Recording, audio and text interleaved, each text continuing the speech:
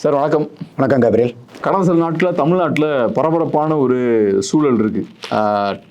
அமலாக்கத்துறையினர் டாஸ்மார்க்கு சொந்தமான சில இடங்களை ரெய்ட் பண்ணுறாங்க. டாஸ்மார்க்கோட ஹெட் குவார்ட்டர்ஸையும் ரெய்ட் பண்ணுறாங்க கொஞ்சம் நாட்களுக்கு முன்னாடி. அதுக்கப்புறம் முந்தா நேற்று பார்த்தோன்னா அவங்களோட ட்விட்டர் அக்கௌண்ட்டில் ஒரு அறிக்கையை வெளியிடுறாங்க. அதில் அவங்க என்ன சொல்கிறாங்கன்னா, டாஸ்மார்க்கில் 1000 கோடிக்கும் மேலே முறைகேடு நடந்திருக்கு அப்படின்ற ஒரு விஷயத்தையும் சொல்கிறாங்க. அதுக்கப்புறம் அமைச்சர் செந்தில் பாலாஜி அவர்களும் ப்ரெஸ் எல்லாம் சந்தித்து பேசுகிறாரு. ஸோ இப்போ இது கொஞ்சம் சீரியஸான ஒரு இஷ்யூ மாதிரி தான் தோணுது. மக்கள் மத்தியிலையும் பெரிய ஒரு பேசு பொருளாக மாறி இருக்கு. ஓவரால் அதை எப்படி பார்க்குறீங்க இந்த இஷ்யூவை?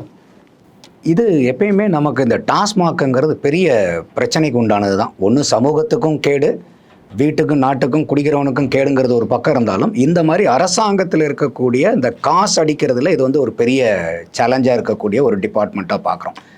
ஏன்னா ஏற்கனவே இதில் பாட்டிலுக்கு 10 ரூபா வச்சு விற்றாங்க அப்படிங்கிறனால ஒவ்வொரு நாளைக்கு எவ்வளோ பாட்டில் போகுது, ஒரு நாளைக்கே 10-13 கோடி ரூபாய்க்கு பக்கமாக லாபம் வருங்கிற அளவுக்குலாம் பயங்கரமாக ஃப்ளேரப் ஆன சேலஞ்ச். அப்போ இன்றைக்கி ஒரு இடி இதை உள்ளார வராங்கன்னாவே அவங்களுக்கு ஏதாவது ஒரு ப்ரைமா ஃபேஸ் இல்லாமல் வரமாட்டாங்க. இப்போ உடனே இவங்க என்ன சொல்லுவாங்கன்னா, இல்லை நாங்கள்லாம் இதெல்லாம் எதுக்குறனால நாங்கள் எங்களை இடியை வச்சு கண்ட்ரோல் பண்ணுறாங்கன்னு பார்க்குறோம் அப்படின்றாங்க. அதுக்கும் இதுக்கும் என்டையர்லி சம்பந்தமே இல்லை. இது உச்சந்தலைக்கும் முழங்காலுக்கும் முடிச்சு போடுற. இன்னொரு சைடில் என்ன சொல்கிறாங்கன்னா, இந்த மாதிரி இடி வரப்போகிறாங்கன்றத ஏற்கனவே அவங்க சென்ஸ் பண்ணிட்டாங்க. சென்ஸ் பண்ணி தான் இந்த மாதிரியான இஷ்யூஸ்லாம் கையில் எடுக்கிறாங்க. மும்மொழி கொள்கை, அப்புறம் டீலிமிட்டேஷன்லாம் இஷ்யூ கையில் எடுக்கிறது காரணமே என்னென்னா இடி வருவாங்கன்ற சென்ஸ் பண்ணிட்டாங்கன்றாங்க. ஏன்னா அவங்களுக்கும் இப்போ கட்சியாக இருக்கிறனால அவங்களுக்கும் ஃபீலர்ஸ் வச்சிருப்பாங்க இல்லையா எல்லா இடத்துலையும். இன்றைக்கி திமுகவையும் நம்ம ஆளுங்கட்சியும் நம்ம அண்டர் எஸ்டிமேட் பண்ணிட முடியாதுல்ல. அவங்களுக்கும் ஃபீலர்ஸ் இருப்பாங்க எல்லா இடத்துலையும். அதுதான் ஏன்னா 75 ஆண்டுகால கட்சி இல்லையா, சாதாரணமாக நம்ம இடம் போட்டுற முடியாதுல்ல. அவங்களுக்கு உண்டான ஃபீலர்ஸே இருப்பாங்க. ஏன்னா இவங்க சொல்லக்கூடிய வாதங்கள் எல்லாமே இது ஒரு பக்கம். இன்னொரு பெரிய அதிருப்தியாக இருக்கிறது இன்றைக்கி அரசாங்க ஊழியர்கள் போராட்டம், ஜாக்டோஜியனுடைய போராட்டம். அப்போ இது எல்லாம் ஏன்னா மற்ற ஃபங்க்ஷனில் நடக்கிறத கூட திமுக பெருசாக கண்டுக்காது. ஆனால் இன்றைக்கி ஒரு அரசாங்க ஊழியர்கள் போராட்டம்ங்கிறது திமுகவினுடைய ஒரு பெரு வாக்கு வங்கி செய்யக்கூடிய போராட்டம் அது. ஏன்னா இன்னைக்கு ஒரு 90-95% அரசாங்க ஊழியர்கள் திமுகவினுடைய வாக்கு வங்கி. அது எல்லா கட்சிக்கும் தெரிஞ்சது தான்.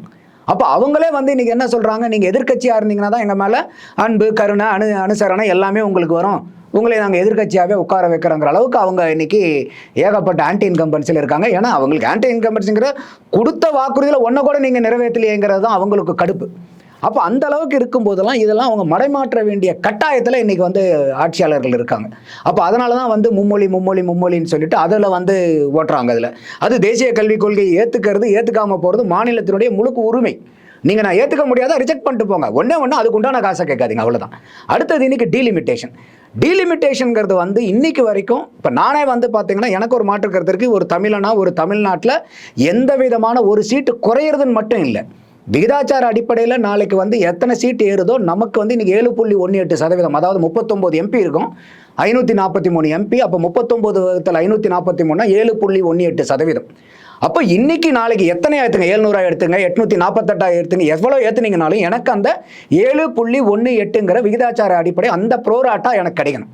அது கிடைச்சனா எனக்கு பிரச்சனை இல்லை. ஏன்னா இன்னைக்கு நம்ம 1971 சென்சஸ்க்கு அப்புறம் நம்ம இன்னைக்கு வரைக்கும் அதை டீலிமிட்டேஷன் பண்ணல. அப்போ இன்னைக்கு கட்டாயம் நம்ம டீலிமிட்டேஷன் பண்ணியாக வேண்டிய கம்பல்ஷன் இருக்குது.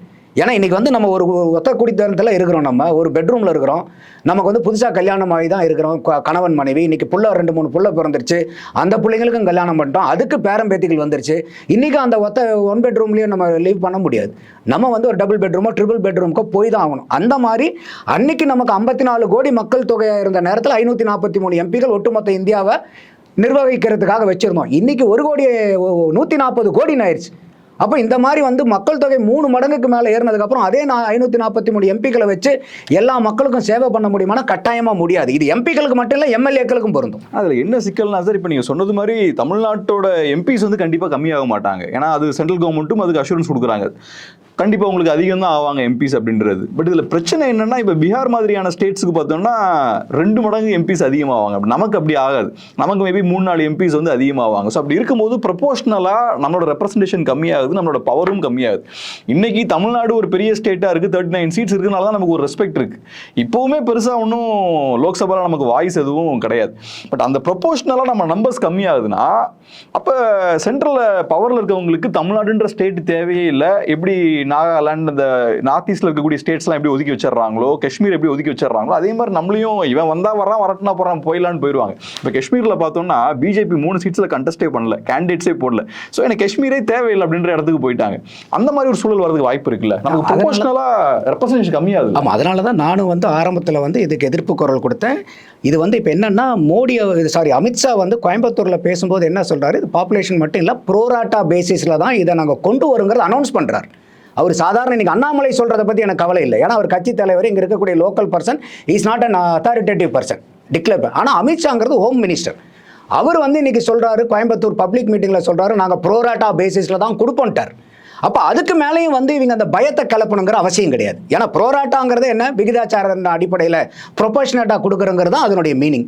அப்போ இன்னைக்கு இருக்கக்கூடிய 543 நமக்கு 7.18% வந்து நம்மளுடைய கான்ட்ரிபியூஷன் இருக்குது, ப்ரொபோஷனேட்டாக இருக்குது. அப்போ இன்னைக்கு 848னா நமக்கு 61 சீட்டு கிடைக்கணும். அப்போ அதுதான் ப்ரோராட்டா. நாங்கள் ப்ரோராட்டா பேசிஸில் அனௌன்ஸ் பண்ணுறோங்கிறத அமித்ஷா சொல்லியிருக்காரு. அப்போ இது வந்து தெளிவுபடுத்தினதுக்கு அப்புறமும் இன்னைக்கும் வந்து பார்த்தீங்கன்னா அனைத்து கட்சி மீட்டம் கூட்டும்போது இது 8 MP சீட்டு வந்து குறைச்சிருன்றாங்க. எப்படி குறையும்? நீங்களே சொல்றீங்க இது குறையறதுக்கு வாய்ப்பே கிடையாது. ஏறத்தான் வேணும். அப்படி ஏறுறதுல வந்து எனக்கு உண்டான பங்கீடு வேணுங்கிறதா நம்மளுடைய உரிமை குரல். புரியுதா? நான் எனக்கு இன்னைக்கு இருக்கக்கூடிய அதே விகிதாச்சாரத்தை நீ எத்தனை சீட்டு 1000 சீட்டு பண்ணினாலும் எனக்கு அதுக்கு உண்டான விகிதாச்சாரத்தை கொடு, இல்லை வந்து 800 பண்ணுறேன் அதுக்கு உண்டான விகிதாச்சாரத்தை கொடு, இவ்வளவுதான் நம்மளுடைய கிளைம். இதுதான் நியாயமான கிளைமும் கூட. ஆனால் சிக்கல் என்னன்னா, எனக்கு தெரிஞ்சு அது ஈஸியாக பண்ண முடியாதுன்னு பார்க்குறேன். ஏன்னா இப்போ பீகார்காரன் எடுத்துக்கிட்டிங்கன்னா அவனுக்கு வேற கோவம் இருக்கும். நம்மளோட கான்ஸ்டியூஷன் ஒவ்வொரு சிட்டிசனுக்கும் ஈக்குவல் ரெப்ரசன்டேஷனை கேரண்டி பண்ணுது. ஆனால் இப்போ என்ன ஆகுதுன்னா, நம்மளை விட அவங்களுக்கு பாப்புலேஷன் 2 மடங்கு அதிகமாக இருக்குது. பட் அப்படி இருந்தும் அவங்களுக்கு ஏறக்குறைய நம்மளவுக்கு தான் MP சீட்ஸ் இருக்குது. ஸோ அப்போ பீகாரில் இருக்கக்கூடிய ஒரு இண்டிவிஜுவல் சிட்டிசனுக்கு தமிழ்நாட்டில் இருக்கக்கூடிய ஒரு சிட்டிசன் அளவுக்கு ரெப்ரசன்டேஷன் இல்லை. இங்கே ஒரு இண்டிவிஜுவல் கிடைக்கிற ரெப்ரசன்டேஷன் அங்கே ஏறக்குறைய 2 பேருக்கு கிடைக்குது. அப்படி இருக்கும்போது நீங்க சொல்ற மாதிரி பாதிப்பு ஏற்படுத்தாமலும் நீங்க டீலிமிட்டேஷன் இம்ப்ளிமெண்ட் பண்ண முடியாது. அப்படி இம்ப்ளிமெண்ட் பண்ணீங்கன்னா அவங்க கோவப்படுவாங்க. ஸோ இது சிக்கலான ஒரு சூழல் தான். இது யாருக்கு நீங்க சொல்ற சூப்பரான கேள்வி. இது உண்மையாலுமே நீங்க வந்து தமிழ்நாடு இதை பத்தி கவலைப்பட வேண்டியதில்லை. உத்தரப்பிரதேஷ்காரனும் பீகார்காரனும் தான் இதை பத்தி இன்னைக்கு கவலைப்பட்டுட்டு இருக்கணும். ஏன்னா இந்த மாதிரி ப்ரோராட்டான்னு அவர் அமித்ஷா சொல்றது வந்து அவங்கள பாதிக்கும். அவங்களுடைய மக்கள் தொகைக்கு கிடைக்காது. இன்னைக்கு இருக்கக்கூடிய அதே மக்கள் தொகையில் என்ன இருக்கோ அதே தான். ஏன்னா இதை வந்து அவங்க கோவிச்சுக்கணுங்கிற அவசியம் இல்லை. விட மாட்டாங்க, அவங்க கண்டிப்பா கேட்பாங்க. ஏன்னா இப்போ டீலிமிட்டேஷன் இம்ப்ளிமெண்ட் பண்ணணும்னு சொல்ற வாய்ஸஸ் வந்து அங்கிருந்து தான் வருது. ஏன்னா அவன் நிறைய இழந்துட்டு இருக்கான். அதனால இப்போ இதுல இன்னும் கான்ஸ்டியூஷன் என்ன சொல்லுதுன்னா, நீங்க 500 MLAக்கு மேல ஒரு மாநிலத்தில் இருக்க முடியாது. 60லேருந்து 500 தான். அப்படி போச்சுன்னா நீங்க வந்து இன்னைக்கு உத்தரப்பிரதேச 2ஆ உடைக்க வேண்டிய சூழ்நிலை வரும். கரெக்ட். அப்போ இது வந்து இன்னைக்கு நமக்கு தமிழ்நாட்டு சதர்ன் ஸ்டேட்டை விட இன்னைக்கு நார்தர்ன் ஸ்டேட்ல தான் இந்த டீலிமிட்டேஷன் வந்து பாரதிய ஜனதாக்கு இன்னைக்கு ஆல்ரெடி இருக்கக்கூடிய மத்திய அரசாங்கத்துக்கு பெரிய தலைவலியா வந்து அங்கே தான் வரும். நம்ம தமிழ்நாட்டுங்கிறது ஒன்றும் இல்லை. இங்கே நம்ம பண்ணுறது வந்து நம்ம ஒரு CAAக்கு ஒரு பொருளையை கலப்பணும். நம்ம வந்து ஷாகின்பாகில் வந்து டிசம்பர் 15ஆம் தேதி வந்து போராட்டத்துக்கு உட்காடுறாங்க. தமிழ்நாட்டில் பிப்ரவரி 14ஆம் தேதி 15ஆம் தேதி 60 நாள் கழிச்சு தான் இங்கே போராட்டத்தை ஆரம்பிக்கிறோம். அப்போ ஆரம்பிக்கும் போது பூரா என்ன குரல் கொடுத்தாங்க? முஸ்லீம்களை பூரா நாடு கடத்த போகிறாங்க, முஸ்லீம்களை பூரா வந்து கொட்டையில் அடைக்க போகிறாங்க, முஸ்லீம்களை பூரா அவங்கவுங்க நாட்டுக்கு ஏற்றுமதி பண்ண போகிறாங்க, எந்த முஸ்லீமும் இந்திய திருநாட்டில் வாழ முடியாது, எல்லாத்தையும் வந்து என்னென்னமோ பண்ண போகிறாங்கன்னு எவ்வளோ ஒரு பொய் பிரச்சாரங்கள் நடத்தப்பட்டது. உங்களுக்கும் முஸ்லீம் நண்பர்கள் இருப்பாங்க, எனக்கும் முஸ்லீம் நண்பர்கள் இருக்காங்க. இன்னைக்கு வரைக்கும் நமக்கு தெரிஞ்சு ஏதாவது ஒரு முஸ்லீமுக்கு CAAனால பாதிக்கப்பட்டவங்க இருக்காங்களா? அப்போ இது அன்னைக்கு எவ்வளோ தேவையில்லாத பொய் பிரச்சாரங்கள் நடத்தப்பட்டது. அப்போ இந்த மாதிரி வந்து இன்னைக்கு டீலிமிட்டேஷனுங்கிறது வந்து இவங்க வந்து ஒரு கார்னேகி என்டோமெண்ட்டுங்கிற ஒரு US பாடி கொடுத்தக்கூடிய ஒரு அறிக்கையை வச்சு இவங்க பேசுகிறாங்க. அதுதான் அரசாங்கத்தினுடைய அறிக்கையா? இல்லை. நம்மளுடைய உரிமையை கேட்கணுமா? கட்டாயமாக கேட்கணும். நமக்கு இன்னைக்கு ஒரு பயம் இருக்கா? முன்னெச்சரிக்கை நடவடிக்கை நம்ம கேட்கறதுல எந்த மாற்று கருத்தும் இல்லை. ஏன்னா எனக்கு வந்து பாதிப்பு வந்துட்டா என்ன பயங்கிற பயம், அந்த முன்னெச்சரிக்கை உணர்வு இருக்கணும். ஆனால் டைமிங் தான் இங்கே பிரச்சனை இருக்குன்றீங்களா? டைமிங் பிரச்சனை. ஏன்னா இதை வந்து இப்போ ஃபுல் டாஸ் கிடைச்சா 6 அடிக்கிற மாதிரி இவங்களுக்கு ஏகப்பட்ட பிரச்சனை இருக்குது. தமிழக அரசாங்கத்துக்கு ஆன்டி இன்கம்பன்சி ப்ராப்ளம் தமிழ்நாட்டில். அப்போ இவங்க ஒரு மும்மொழி கொள்கை, தேசிய கல்விக் கொள்கை நீங்கள் ஏற்றுக்குங்கிறது, இல்லை வந்து இந்தி திணிப்புங்கிறது, இந்திங்கிற வார்த்தை இன்னைக்கு வந்து அதில் வந்து ஒரு 65 பக்கம் தேசிய கல்விக் கொள்கை. அதில் வந்து பார்த்தீங்கன்னா ஒரு 31,374 வார்த்தைகள் இருக்குது. அதில் இந்திங்கிற வார்த்தை எத்தனை தடவை வருது தெரியுமா கேப்ரியல்? வெறும் ஒரு இடத்துல வருது இந்திங்கிற வார்த்தை. ஆனால் இவங்க சொல்கிறது பூரா என்ன? இந்தி திணிப்புன்னு சொல்லி அதை பயங்கரமான ஒரு அரசியலுக்கு மாற்றினாங்க. அடுத்தது இன்னைக்கு டீலிமிட்டேஷன் கிடைச்ச உடனே என்ன ஆகுது? அதையும் வச்சு இன்னைக்கு வந்து ஒரு பாலிடிக்ஸ், ஒரு ஹோம் மினிஸ்டர் வந்து ஒரு கிளாரிட்டி கொடுத்துட்டாரு. இன்னைக்கு வரைக்கும் ஒரு ஹோம் மினிஸ்ட்ரியிலேருந்து ஒரு டிராஃப்டோ இல்லை என்ன பண்ண போகிறாங்கிறது எதுவுமே தெரியாது. we are all blank. எல்லாருமே வந்து இன்னைக்கு வந்து கண்ணை கட்டிக்கிட்டு யானையை தொட்டு பார்த்துட்டு இதுதான் யானைங்கிற அளவில் தான் இன்னைக்கு எல்லாருமே பேசிட்டு இருக்கோம். அப்போ இது வந்து இன்னைக்கு இருக்கக்கூடிய ஆன்டி இன்கம்பன்சியை ஓவர் கம் பண்ணுறதுக்கு ஆட்சியாளர்களுக்கு அபரிமிதமான வாய்ப்பாக இருக்குது. கிடைக்கிற பால்லாம் ஃபுல் டாஸ் கிடைக்கல 6 அடிக்கிற மாதிரி அவங்க கிடைக்கக்கூடிய அத்தனை விஷயங்களையும் இப்போ உதாரணத்துக்கு நீங்கள் கேட்டீங்க பாருங்க, இன்னைக்கு இடி ரைடு, இன்னைக்கு எங்கேயாவது இன்னைக்கு இடி ரைடு வந்து பேசுபடு பொருள் ஆயிருக்கா? அதான் சார் இப்போ முக்கியமான விஷயம் என்னன்னா, யூடியூப் சேனல்ஸை தவிர. அதான் இப்போ நீங்கள் சொல்றது போல இப்போ இடி ரைட்ஸ் நடந்திருக்கு, 3 நாள் அவங்க நடத்துறாங்க. அதை பெருசாக மெயின் ஸ்ட்ரீம் மீடியாலாம் டிஸ்கஸ் பண்ணல. ஸோ இந்த விஷயத்தை டிஸ்கஸ் பண்ணிடக்கூடாது அப்படின்றதுல ரொம்ப கவனமாக இருக்காங்க இங்கே ஆளக்கூடியவங்க. டிஸ்கஸ் பண்ணல, அதுக்கு பதில் எதாவது டிஸ்கஸ் பண்ணுறாங்கன்னா நீங்கள் சொன்ன மாதிரி மும்மொழி கொள்கையாக இருக்கலாம், அப்புறம் டீலிமிட்டேஷனாக இருக்கலாம், அப்புறம் நாங்கள் இந்த ரூ சிம்பிளை மாற்றி கொண்டு வந்திருக்கோன்ற விஷயமா இருக்கலாம். இதெல்லாம் தான் டிஸ்கஸ் பண்ணுறாங்க. ஸோ அப்போ ரொம்ப பர்டிகுலராக இருக்காங்க, இந்த விஷயத்தை டிஸ்கஸ் பண்ணிடக்கூடாது, இந்த விஷயம் பெரிய ஒரு பேசு பொருளாக மாறிடக்கூடாதுன்றது ரொம்ப கவனமாக இருக்காங்க. ஸோ என்னோட கேள்வி என்னன்னா, ரொம்ப சீரியஸான இஷ்யூ இது ஒரு பெரிய பிரச்சனையான ஒரு இஷ்யூ அது கட்டாயமா. ஏன்னா இன்னைக்கு வந்து ஒரு ஆட்சியாளர்கள் இருக்கும்போது இன்னைக்கு ஒரு இடி ரைடு வராங்கன்னாவே முதல்லலாம் வந்து இதே ஸ்டாலின் அவர்கள் எதிர்க்கட்சியாக இருக்கும்போது அப்போ ஆளுங்கட்சி வந்து இல்லை இது வந்து அரசாங்க பழிவாங்கும் நடவடிக்கைங்கும் போது எப்படி வந்து இடி வந்து சும்மா ஒன்றும் முகாந்திரம் இல்லாமல் வந்துருவாருங்களான்னு இவரே ஸ்டாலினே கேட்டார். அப்போ இன்றைக்கி அதே கேள்வி வந்து நம்ம இவரை பார்த்து நம்ம கேட்க வேண்டிய கட்டாயத்துக்கு தான் தள்ளப்படுறோம். அப்போ உங்களுக்கு இடி அன்னைக்கு எதிர்க்கட்சி ஆளும்போது வந்தால் ஒரு காரணம், நீங்கள் ஆளுங்கட்சியில் இருக்கும்போது வந்தால் வேற காரணமா? அப்போ அவங்க இன்றைக்கி வராங்க. இப்போ டாஸ்மாகில் நடக்கிற ஊழல் நீங்கள் ஈடியை விடுங்க சார், தமிழ்நாட்டில் அங்கே போய் கொடுக்கக்கூடிய குடிமகன்களுக்கு தெரியாதா? இந்த 10 ரூபா பிரச்சனையெல்லாம் யார் வெளியே கொண்டு வந்தது?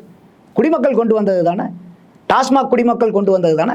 அப்போ இதில் வந்து நடக்கிறங்கிறது, ஏன்னா இவங்க இன்னைக்கு பெரிய பிரதான குற்றச்சாட்டை என்ன சொல்ல வராங்கன்னா, இந்த லாஜிஸ்டிக் சப்ளை செயின்லேயே வந்து அது வரமாட்டேங்குது சரக்குகள். இவங்க வாங்கக்கூடிய கணக்கு விற்கக்கூடிய கணக்கு டேலி ஆனாலும் அங்கே ப்ரொக்யூர்மெண்ட் பண்ணுறது வந்து டைரெக்டாக வந்து அந்த குடோனுக்கு போயிட்டு வராமல் நேரடியாக பாருக்கு வந்து அங்கிருந்து வித்து ஃபினான்ஸ் டிரான்சாக்ஷன் ஆகுது. இது எப்படின்னா, இந்த மண் வளம் கனிம வளம் எல்லாம் வந்து பார்த்தீங்கன்னா நிறைய அலோவ் பண்ணதுக்கு மேலே அவங்க விற்று, ஆனால் அதை வந்து புக்ஸ் ஆஃப் அக்கௌண்ட்ஸில் கொண்டு வரல. அப்போ உங்களுக்கு அந்த டாக்ஸேஷன் அந்த மைனிங்கில் கிடைச்ச பணமும் போச்சு, அந்த கல் வித்த மண் வித்த அந்த பணமும் போச்சு, அதை எடுக்கிறதுக்கு உண்டான வரி கட்டணமில்ல அரசாங்கத்துக்கு அந்த வரி பணமும் போச்சு. அப்போ முதலும் போச்சு வரியும் போச்சு. அப்போ அந்த மாதிரி நீங்கள் இன்றைக்கி வந்து டாஸ்மாகில் நீங்கள் வாங்கி விற்று அந்த ரூட்டில் விற்றுருந்தா கூட பரவாயில்ல, அரசாங்கத்துக்கு கிடைக்க வேண்டிய எக்ஸைஸ் டியூட்டி மற்ற டியூட்டிஸ் எல்லாம் கிடைச்சிருக்கும். ஆனால் இதை வந்து ஓவர் கம் பண்ணுறதுக்காக நீங்கள் டைரெக்டாக வந்து நீங்கள் லிங்க் வைக்கிறீங்க ரீட்டைல் ஷாப்பில். அப்போ அந்த இடத்துல தான் இது வந்து ஒரு பெரிய ஊழல் நடக்குதுன்றாங்க அவங்க. அப்போ இது வந்து அரசாங்கத்துக்கு உண்டான வருமானம் போயிருச்சு. ஆலை முதலாளிகளுக்கு வந்து ஒரு சகாயம் மட்டும் பண்ணல, அரசாங்கத்துக்கு உண்டான வரி பிரச்சனையும் இங்கே மாட்டோம். அப்போ அது வந்து ஒரு பெரிய பிரச்சனையாக மாற்றும். இன்றைக்கி வந்து அரவிந்த் கெஜ்ரிவால் எப்படி இருந்தாலும் இன்றைக்கி எப்படி ஆகிட்டார், எவ்வளோ பெரிய ஆளாக இருந்தார். அப்போ இன்றைக்கி அதுக்கு அவருக்கு உண்டான காரணம் என்ன? அங்கே இருக்கக்கூடிய லிக்கர் ஸ்கேம். அப்போ இன்றைக்கி இங்கே வரும்போது இந்த லிக்கர் ஸ்கேம் இங்கே வரும்போது அதுக்கு உண்டான டென்ட் ஏற்படுத்துமாங்கிறத நம்ம பொறுத்திருந்து தான் பார்க்கணும். ஆனால் இது வந்து ஒரு பெரிய பிரச்சனை தான். இப்போ நீங்கள் சொன்ன மாதிரி இப்போ திமுக நிறைய இஷ்யூஸை கையில் எடுக்கிறாங்கன்னா அதில் ஒரு அரசியல் இருக்குது. அதை டைவெர்ட் பண்ணுறதுக்காக, இந்த இடி ரைட்ஸை டைவெர்ட் பண்ணுறதுக்காக அந்த இஷ்யூஸ்லாம் யூஸ் பண்ணுறாங்க. ஆனால் பிஜேபியும் அதே மாதிரி இப்போ பர்டிகுலராக இந்த டைமில் அவங்க உள்ளே இறங்கி இதெல்லாம் நடக்குதுன்னா நம்ம அரசியல் உள்நோக்கம் இருக்கா அப்படின்ற ஆங்கிள் பார்க்க வேண்டியது இருக்குல்ல. ஏன்னா இப்போ டாஸ்மார்க்கை பொறுத்தளவு நீங்கள் சொல்கிறீங்க இல்லையா, அந்த 10 ரூபா பிரச்சனைலாம் இன்னைக்கு நேற்று கிடையாது, அதெல்லாம் 10 ஆண்டுகளுக்கு மேலே அதெல்லாம் இருக்குது, ஏகப்பட்ட ஆண்டுகள் இது நடந்துட்டு தான் இருக்குது. அது போக வேற நிறைய சிக்கல்களும் முன்னாடியே இருக்குது. பிஜேபி கவர்மெண்ட்டும் 2014 அவங்க இருக்காங்க, இடி என்ஃபோர்ஸ்மெண்ட்டும் அதுக்கு முன்னாடியே இருக்காங்க. பட் இப்போ பர்டிகுலராக அடுத்த வருஷம் எலெக்ஷன் வருது, இப்போ வந்து இதெல்லாம் பண்ணுறாங்கன்னு எப்படி பார்க்குறது? அதாவது இன்னைக்கு பாரதிய ஜனதாவினுடைய பிரச்சனை என்னன்னா, இவங்க எல்லாருமே செய்வாங்க, எல்லாம் நியாயமாக இருக்க மாதிரி இருக்கும். கடைசியில் என்னன்னா, அதை அவங்க வந்து குற்றம் செய்கிறவர்களை வந்து தண்டித்து சிறைக்கு கொண்டு போகிறதுக்காக அவங்க பயன்படுத்துறது இல்லை. அதை உங்கள் குடிமையை கையில் பிடிச்சி வச்சுக்கிட்டு உங்களுக்கு வேணுங்கும் போது அதை வேணுங்கிற டைமுக்கு வேணுங்கிற மாதிரி ஆட்டுறதுக்கு தான் அவங்க பயன்படுத்திக்கிறாங்க. ஒவ்வொரு தடவையும் இப்போ உதாரணத்துக்கு அதிமுக ஆட்சியில் இருக்கும்போது நம்மளுடைய சீஃப் செக்ரட்டரி ஆஃபீஸ் முதல் கொண்டு எல்லாத்தையுமே ரைடு விட்டாங்கல்ல, என்ன எடுத்தாங்க ஏது எடுத்தாங்கன்னு இன்றைக்கி வரைக்கும் நமக்கு பெருசாக கிடையாது. அதே மாதிரி இப்போ எங்கெங்கெல்லாம் இடி ரைட்ஸ் போயிட்டு வராங்களோ எங்கேயாவது வந்து ஒரு கிளியர் கட்டாக இன்றைக்கி வரைக்கும் ஒரு பப்ளிக்கு இதெல்லாம் இருக்கா அப்படிங்கிறது எதையுமே தகவல் கொடுக்கறது இல்லை. அப்போ எல்லாத்தினுடைய பிடியும் அவங்க பிடிச்சி வச்சுக்கிறாங்க. அப்போ அந்த பிடியை பிடிச்சி வைக்கும்போது என்ன ஆகுனா, உன்னுடைய குடிமை என் கையில் இருக்குது, நீ எனக்கு ஒத்து போகலைன்னா நான் உன்னை வந்து சிக்க வைப்பேன் அப்படிங்கிற அளவுக்கு தான் இதை பயன்படுத்துகிறாங்களோங்கிறது என்னுடைய பார்வையாக இருக்குது. அப்போ அதனால தான் வந்து பார்த்திங்கன்னா இன்றைக்கி பெரிய வாரியான அளவுகளுக்கு குற்றம் செய்கிறவங்களுக்கு தண்டனை கிடைக்கிறது இல்லை. ஏன் வந்து இன்றைக்கி குற்றம் செஞ்சதுக்கப்புறம் அரசியல்வாதிகள் வந்து ஏன் வந்து தைரியமாக பேட்டி கொடுக்குறாங்க? எப்படி இருந்தாலும் தண்டனை கிடைக்காது. அவங்க என்ன பண்ணுவாங்க, நம்மளைய பிளாக்மெயில் பண்ணுவாங்க, இதை எதை செய்யுங்கன்னு அட்ஜஸ்ட் பண்ணிட்டா போகுது. அவங்க இன்னும் நான் எனக்கு குற்றம் பண்ணனால எனக்கு தண்டனை வாங்கி கொடுக்கறதுக்காக இதெல்லாம் செய்கிறது இல்லை. எப்படியாவது ஒன்று அவங்க கொண்டு வரதுக்கு அவங்களுக்கு சப்போர்ட்டிவாக மாறணும், அவ்வளோதானே. அப்போ அதுக்கு இவங்க இருக்கக்கூடிய ஆட்சியாளர்கள் பண்ணக்கூடிய தவறுனால மக்கள் விரோத திட்டங்களுக்கும் இந்த இருக்கக்கூடிய ஆட்சியாளர்கள் ஒத்துவத ஆரம்பிப்பாங்க. ஆனால் இப்போ தமிழ்நாட்டை பொறுத்தளவில் பாஜகவுக்கு அந்த மாதிரியான ஆம்பிஷன்லாம் இருக்கிறதுக்கு வாய்ப்பு இல்லை. எப்படியும் திமுகவோட கூட்டணிலாம் அவங்க வைக்க முடியாது. ஸோ அவங்க என்ன பண்ண ட்ரை பண்ணுறாங்க? திமுகவோட ஃபினான்ஷியல் சோர்ஸை ஸ்குவீஸ் பண்ணலான்னு பார்க்குறாங்களா? என்ன பண்ண ட்ரை பண்ணுறாங்க? இன்னைக்கு 2 விஷயம். ஒன்று வந்து நீங்கள் சொல்கிற மாதிரி இன்றைக்கி அவங்க பெரிய லெவலில் திணறிட்டு இருக்கிறது வந்து மற்ற மாநிலங்களில் இருக்கக்கூடிய எந்த கட்சியும் விடவும் இன்றைக்கி திமுக வந்து ஒரு பெரிய மற்ற கட்சியை மேனேஜ் பண்ண மாதிரி அவங்களால திமுகவை மேனேஜ் பண்ண முடியலைங்கிறது வெரி எவிடென்ட். அந்த அளவுக்கு வந்து DMK also is very powerful. நீங்கள் சொன்ன மாதிரி கட்டமைப்பில் மட்டும் இல்லை, பண விஷயத்துலையும் கூட தேர் வெரி ஸ்ட்ராங். 75 வருஷ கட்சி எந்த அளவுக்கு இருப்பாங்கன்னு பார்த்துங்க. 2வது, பாரதிய ஜனதா எங்கே கட்டமைக்க விரும்புதுன்னா, இன்னைக்கு வந்து தமிழ்நாட்டில் பாருங்கள், இந்த மும்மொழி தேசிய கல்விக் கொள்கை வந்ததுலேருந்து இன்னைக்கு வரைக்கும் வேற எல்லா கட்சியுமே சைட்லைன்டு. டிஎம்கே வெர்சஸ் பிஜேபிங்கிறது தான் இங்கே பெரும்பாரியாக பேசப்பட்டுட்டு இருக்கு. கரெக்டாக இல்லையா? இந்த கடந்த ஒரு 2-3 வாரத்துக்கு மேலே, அது இன்னும் 4 மாதம் கூட. அப்போது இது வந்து அவங்க வந்து பெரிய political mileage for Bharatiya Janata. அப்போ இன்றைக்கி மற்ற எந்த கட்சியை பற்றியும் பேசாமல் என்னையை வந்து டெய்லி டிபேட் பண்ணுங்கிற அளவுக்கு எல்லாமே அதை கொண்டாந்து நிறுத்துறாங்க. அப்போ வந்து தமிழ்நாட்டில் நாங்கள் வந்து ஒரு மறுதளிக்க முடியாத, அசைக்க முடியாத ஒரு பெருசக்தியாக நாங்கள் வந்து உருவாகிட்டு இருக்கோங்கிறது ஏற்படுத்த வேண்டிய கட்டாய நிலைமை வந்து பாரதிய ஜனதாக்கு இருக்குது. அப்போ அந்த மாதிரி ஒரு சூழ்நிலை வந்து அவங்க பொலிட்டிக்கலாகவும் அவங்க வந்து எமர்ஜ் பண்ணுறாங்க. இன்னொரு பக்கம் வந்து பார்த்தீங்கன்னா, அவங்களுக்கு சென்ட்ரல் கவர்மெண்ட்டை நாளைக்கு இன்றைக்கி ஒரு நிதிஷ்குமாரோ இல்லை வந்து சந்திரபாபு நாயுடோ அவங்களுடைய சப்போர்ட்டில் இன்றைக்கி இருக்காங்க. நாளைக்கு இவங்களே போனால் கூட இன்றைக்கி டிஎம்கேவினுடைய சப்போர்ட், அவங்களுக்கு 22 MP இருக்குது, கூட்டணி கட்சியெல்லாம் சேர்த்துனீங்கன்னா 39. அப்போ இந்த மாதிரி இருக்கும்போது நாளைக்கு இந்த 2 பேர்த்தில் யார் ஒன்று வந்தாலும் திமுகவினுடைய சப்போர்ட்டும் வந்து அவங்க எடுக்கிறதுக்கு உண்டான அத்தனை சாத்தியக்கூறுகளும் அத்தனை காய்களையும் நகர்த்தி வைப்பாங்க. ஏன்னா பாரதிய ஜனதா வந்து நம்மள மாதிரி வந்து நாளைக்கு என்ன எலெக்ஷன், நாளானிக்கு என்ன எலெக்ஷனுங்கிறதுக்காக வேலை பார்க்கறது இல்லை. அவங்க வந்து தேவ very long term political strategist. அதை வந்து நம்ம பாராட்டி தான் ஆகணும். அப்போ அதுக்கு உண்டான அத்தனையும் இதெல்லாம் காய் நகர்த்தப்பட்டிருக்குதுங்கிறதும் சொல்கிறாங்க. அதனால தான் திமுகவுக்கும் பாரதிய ஜனதாவுக்கும் வந்து பார்த்திங்கன்னா நடுவில் வந்து கொஞ்ச நாள் வந்து ரொம்ப சுமூகமாக உறவு போச்சு. இப்போ வந்து எலெக்ஷன் ஒன்று வரனால திருப்பி வந்து அடுத்த ஒரு 10-12 மாதத்தில் எலெக்ஷன் இருக்கனால திருப்பி வந்து நமக்கு ஒரு எதிர்ப்பு இருக்கிற மாதிரி ஒரு பில்டப் பண்ணுறாங்க இங்கே. அப்போது 2 பேரும் சேர்ந்து கட்டமைக்கிறது என்னென்னா பாரதிய ஜனதா பிஜேபி வெர்சஸ் டிஎம்கேங்கிற மாதிரி இங்கே வந்து ஒரு கட்டமைக்க வேண்டிய ஒரு கட்டாயத்துக்கு வந்து எல்லாத்தையும் தள்ளுறாங்க. கடைசி அடுத்தது முக்கியமான ஒரு கேள்வி என்னன்னா, நீங்கள் சொன்னீங்க இப்போ பாஜகவை பொறுத்தளவில் ஃபினிஷ் வரைக்கும் எடுத்துகிட்டு போக மாட்டாங்க, அவங்க எதிரிகளை கண்ட்ரோல் பண்ணுறதுக்கு இந்த மாதிரியான ரெய்ட்ஸ்லாம் யூஸ் பண்ணுவாங்கன்னு ஒரு பாயிண்ட்டை சொன்னீங்க இல்லையா? ஸோ இப்போ டிஎம்கே கேஸில் அது எப்படி பார்க்குறீங்க? எக்ஸ்ட்ரீமாக போகிறதுக்கு வாய்ப்பு இருக்கா டெல்லி மாதிரி, இல்லைனா கொஞ்சம் மைல்டாகவே முடிகிறதுக்கு வாய்ப்பு இருக்கா? எக்ஸ்ட்ரீமாக கொண்டு போகிற அளவுக்கு இன்றைக்கி அவங்களுக்கு கம்பல்ஷன் இல்லை. ஏன்னா இப்போ வந்து உங்களுக்கு வந்து எப்பயுமே அந்த ட்ரம்ப் கார்டை வந்து அந்த தேவையான நேரத்தில் பயன்படுத்தினீங்கன்னா தான் அதுக்கு பேர் ட்ரம்ப் கார்டு.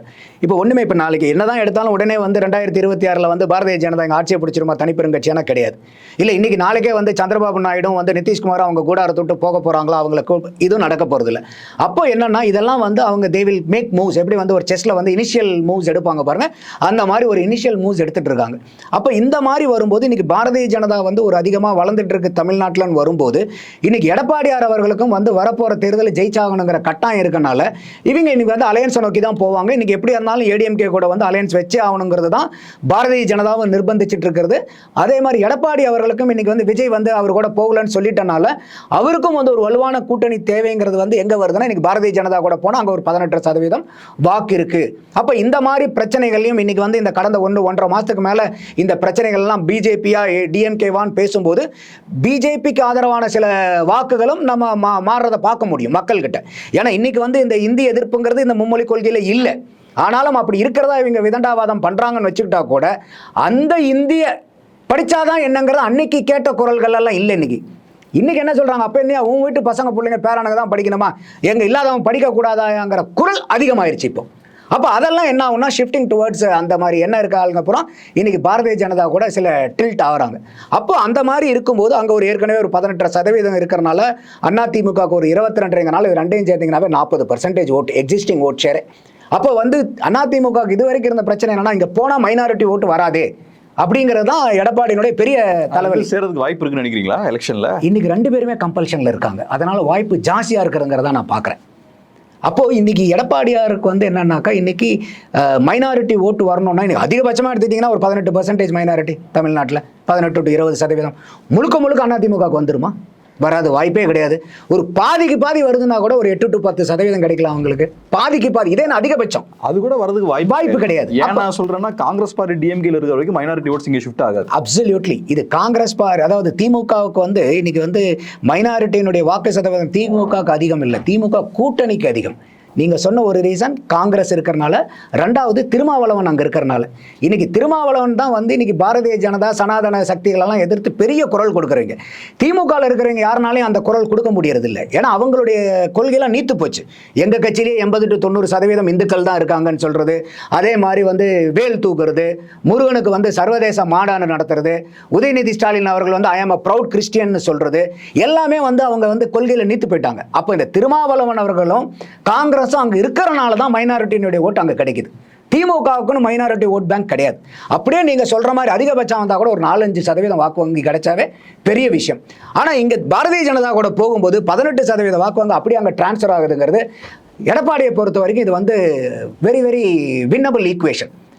அந்த இடத்துல தான் வந்து பாத்தீங்கன்னா எடப்பாடியும் வந்து அங்க ஈக்குவேட் ஆவார். ஏன்னா எடப்பாடி என்ன சொல்றாரு, திமுகவை ஆட்சி கட்டிலிருந்து இறக்குறது மட்டும்தான் எங்களுடைய ஒரே குறிக்கோள். அதனால யாரா இருந்தாலும் திமுகவை ஆட்சியை விட்டு இறக்குறதுக்கு யாரா இருந்தாலும் எங்களுக்கு உடன்பாடுங்கிறார்.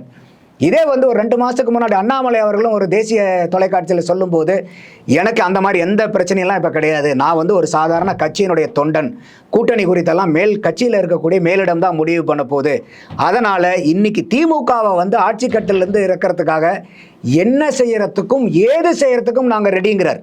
we are ready to do anything and everythingங்கிறார். அப்போ இந்த 2 பேருமே ஒரு சமதளத்தில் வந்து பயணிக்கிறத நம்மளால கண்கூட பார்க்க முடியுது. அவங்க 2 பேர்த்தினுடைய பிரதான நோக்கம் என்ன, திமுகவை இன்னைக்கு ஆட்சி கட்டிலிருந்து வீட்டுக்கு அனுப்பணும். அப்போ இந்த 2 கட்சியும் இந்த ஒரு மையப்புள்ளியில் இணையறாங்க. ஒருத்தருக்கு இன்னொருத்தருடைய தயவு தேவைப்படுது. அதனால அதிமுகவும் பாரதிய ஜனதாவும் ஒன்று சேர்ந்து போறதுக்கு அதிகமான சாத்தியக்கூறுகள் இருக்கு. ரொம்ப நன்றி சார், உங்க பிஸியான டைம்ல அருமையான ஒரு பேட்டி ரொம்ப நன்றி. நன்றி கேப்ரியல்.